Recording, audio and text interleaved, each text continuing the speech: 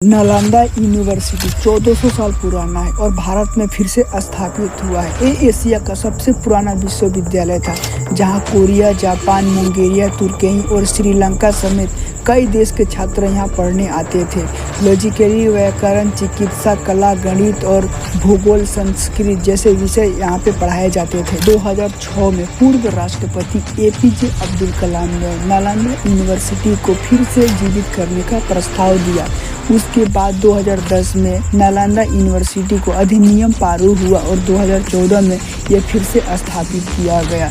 नया कैंपस 455 एकड़ में फैला हुआ है और यहाँ पे सारी सुविधाएं लैस है और ये भारत की प्राचीन परंपराओं को फिर से जीवित करने का प्रयास किया जा रहा है। नालंदा यूनिवर्सिटी को कई बार आक्रमण झेलना पड़ा था। 1524 साल पहले हिमपुरिया हुनर राजा द्वारा और दूसरा 1424 साल पहले बंगाल के राजा द्वारा और तीसरा सबसे भयंकर 841 साल पहले बखेरिया खिलजी द्वारा।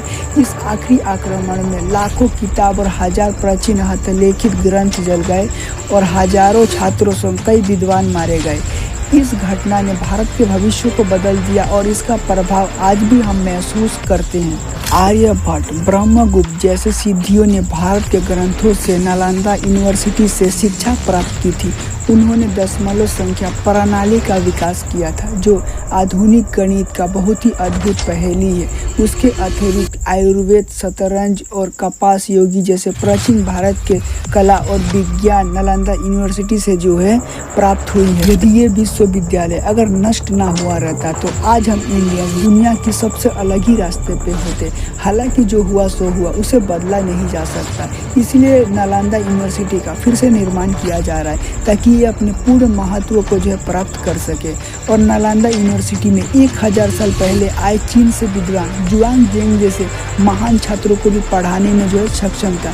नालंदा देश के अन्य देशों को भी जो है ज्ञान प्राप्त करने में जो है एक सक्षम था और जिसके बाद जो है इंडिया के साथ साथ अलग अलग देशों में भी जो है नालंदा यूनिवर्सिटी से जो है बहुत सारे लोग जो है ज्ञान प्राप्त करके इंडिया से बाहर गए हुए हैं।